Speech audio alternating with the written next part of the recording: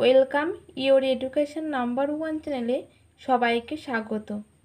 আজকের মূল বিষয় হচ্ছে মহাকাব্য থেকে কিছু সংক্ষিপ্ত প্রশ্ন উত্তর করাবো। তোমরা চ্যানেলটির নতুন কেউ হলে অবশ্যই চ্যানেলটি সাবস্ক্রাইব করে রেখো, আর কেমন ভিডিওটি হলো অবশ্যই জানিও, তোমার বন্ধুদের কাছে শেয়ার করে দিও। প্রথম প্রশ্ন, মহাকাব্য কাকে বলে? এই প্রশ্নটি খুবই আসে, তোমাদের 2 নম্বরের প্রশ্নে খুবই এসে থাকে। তা তোমরা ভিডিওটি সঙ্গে সঙ্গে দেখার সঙ্গে সঙ্গে তোমরা তোমাদের খাতায় লিখে নিও, ভালো হবে তাহলে তোমাদের। মহাকাব্য কাকে বলে? মহাকাব্য হলো তন্ময় আখ্যান কাব্যের একটি মহত্তম বিভাগ। দীর্ঘ আখ্যানধর্মী রচনাকালের দিক থেকে অন্যতম প্রাচীন ও বস্তুনিষ্ঠ সাহিত্য প্রকরণ হলো মহাকাব্য। যদিও এই প্রকরণটিকে সম্পূর্ণতই বস্তুনিষ্ঠ বলে স্বীকার করেননি অনেকেই। স্বয়ং বঙ্কিমচন্দ্র চট্টোপাধ্যায় তার গীতিকাব্য প্রবন্ধে বলেছেন, গীতি কবিতার মূল সুর যে মন্ময়তা, তার সঙ্গে নাটকের বস্তুনিষ্ঠ ভাবনা, এই দুইয়ের সঠিক সমন্বয় মহাকাব্য হওয়া উচিত। তিনি বলেছেন, মহাকাব্যের বিশেষ গুণ এই যে কবির উভয়বিধ অধিকার থাকে, বক্তব্য এবং অবক্তব্য উভয়ই তাহার আয়ত্ত।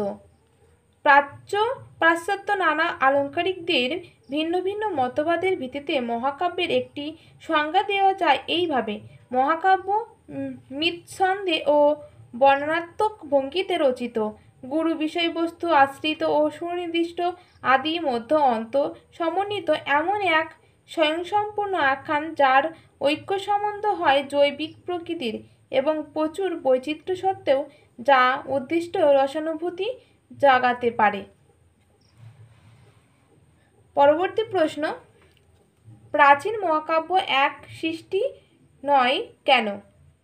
প্রাচীন মহাকাব্য একজনের হাতে কাব্যরূপ পেলেও তাকে একক সৃষ্টি বলা যায় না, কারণ বহুদিন ধরে বহু লোক কবি সৃষ্ট নানা উপকাহিনী মূল কাহিনীর সঙ্গে মিশ্রিত হয়ে মহাকাব্যের জন্ম দেয়।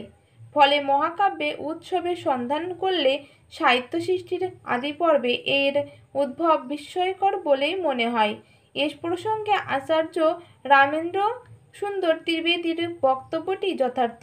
যুগে যুগে বিভিন্ন অজ্ঞাতনামা লেখকের হাতে পড়িয়া কাব্যের মূল বিষয়টি বর্ধিতানয় হইয়া উঠিয়াছে, অথবা বিভিন্ন চরিত্র অবলম্বনে বিভিন্ন লেখকের লেখা একত্রে সংগ্রথিত হইয়া মহাকাব্য বৃহৎ সম্প্রদায়ের কথা হইয়া উঠিয়াছে। সর্বদেশের হৃৎপদ্য সম্ভব এই শ্রেণীর কাব্য যেন বৃহৎ বনস্পতির মতো দেশের ভূতল জঠর হইতে উদ্ভূত হইয়া সেই দেশকে আশ্রয়ের ছায়া দান করিয়াছে। আসলে লোকজীবনের এমনই বহু আখ্যান মানুষের মুখে মুখে ফেরে।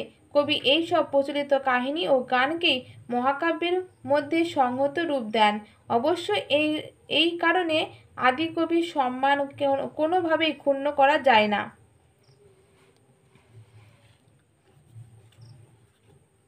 পরবর্তী প্রশ্ন, মহাকাব্যের প্রিয় নির্বাচনে বিভিন্ন আলঙ্কারিকদের বক্তব্য কী? পরবর্তী প্রশ্ন, মহাকাব্যের নায়ক বিচার সম্পর্কে যা জানো লেখো। মহাকাব্যের নায়ক হবেন কোনো দেবতা অথবা সৎবংশজাত ক্ষত্রিয়। কোনো উচ্চ বংশজাত নৃপতির কথাও মহাকাব্যের নায়ক সম্পর্কে স্বীকৃত। একাধিক নায়ক চরিত্রের পরিকল্পনাও মহাকাব্য পাওয়া যায়। তবে সাধারণত যে সব মহাকাব্যিক ধ্যান ধারণা পরবর্তীকালে দেখা গেছে, সেখানে একাধিক নায়ক পরিকল্পনা মহাকাব্যের আস্বাদ নষ্ট করতে পারে, এমনটাই ভাবা হয়েছে।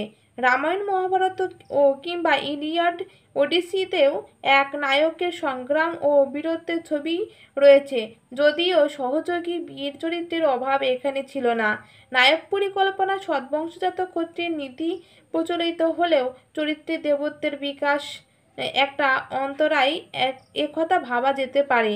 উদাহরণ হিসাবে বাল্মীকির রামচরিত ও কৃত্তিবাসের রামচরিত্রের তুলনায় এসে যায়। আসলে মানুষ তার দুর্লভ চরিত্রের দ্বারা অনেক মহৎ কাজ করে বিরল কৃতিত্বের অধিকারী হতে পারেন, কিন্তু তাদের দেবতার পর্যায়ে উন্নীত করলেই তার মহত্ব কৃতিত্ব বিলুপ্ত হয়ে যায়, কারণ দেবচরিত্রকে কোনো অসাধ্য সাধন করতে হয় না। দৈব বল সর্বদা তার কঠিন কর্তব্য কর্মকে অনেক বেশি সহজ সাধ্য করে দেয়। এই সমস্যাটির সম্মুখ উপলব্ধি ছিল বলেই মধুসূদন দেব বলিয়ান রামচন্দ্রকে নয়, বারণ রাবণ বা মেঘনাথকেই নায়ক চরিত্রের কৃতিত্ব দিয়েছিলেন মেঘনাথ বধ। পরবর্তী প্রশ্ন, আদি মহাকাব্যের সঙ্গে সাহিত্যিক মহাকাব্যের পার্থক্যগুলি লেখো। এই প্রশ্নটি খুবই ভালো প্রশ্ন, দেখে রাখো। সময় মানসিকতা ও যুগ প্রবণতা অনুযায়ী মানুষের রুচি ও ভাবনাগত পার্থক্য আদি মহাকাব্য ও সাহিত্যিক মহাকাব্যের মধ্যে কিছু স্বাভাবিক ব্যবধান তৈরি করেছে। বৈসাদৃশ্য হিসাবে ভাবলে সেগুলির বিন্যাস এই রকম। আদি মহাকাব্যের আশ্রয় মূলত প্রাচীন বীরগাথা বা লোকগাথা। অন্যদিকে সাহিত্যিক মহাকাব্য মূলত আদি মহাকাব্যের অনুসরণেই রচিত। কিছু কিছু অতি প্রাকৃত উপাদান অবশ্য আধুনিক মহাকাব্যেও থাকে। পুরাণ বা প্রাচীন ইতিহাস আদি মহাকাব্যের মতো সাহিত্যিক মহাকাব্যের উল্লেখযোগ্য উপাদান, তবে পুরাণ এখানে পুরাতত্ত্ব হিসাবে ব্যবহৃত হয় না। কবির আধুনিক মানবিক দৃষ্টিভঙ্গিতে তা নতুন তাৎপর্য নিয়ে আসে। আদি মহাকাব্যের পৌরাণিক উপাদানে এক ধরনের উদ্দাম জীবনবোধ ও অকৃত্রিম সরলতা থাকে। সে তুলনায় সাহিত্যিক মহাকাব্য অনেকটাই স্তিমিত, পরিশীলিতা, পুরাতত্ত্বের চর্চা। চরিত্রগত দিক থেকেও এই দুই মহাকাব্যের স্পষ্ট পার্থক্য রয়েছে। আদি মহাকাব্য দেবতা অথবা দেবকলা ক্ষমতাসীন মানুষই মহাকাব্যের নায়ক, কিন্তু সাহিত্যিক মহাকাব্য মানুষই নায়ক। আদি মহাকাব্য একক কবির রচনা হলেও বহু লোককাহিনী ও আখ্যানের সঙ্গে যুক্ত থাকে। বহু লোককবির কৃতিত্ব একে বলা যেতে পারে। সে কারণে এটি জাতীয় মহাকাব্য হয়ে ওঠে। কিন্তু সাহিত্যিক মহাকাব্য যথার্থই একক কবির রচনা। তার নিন্দা প্রশংসা সবই একক কবির প্রাপ্য।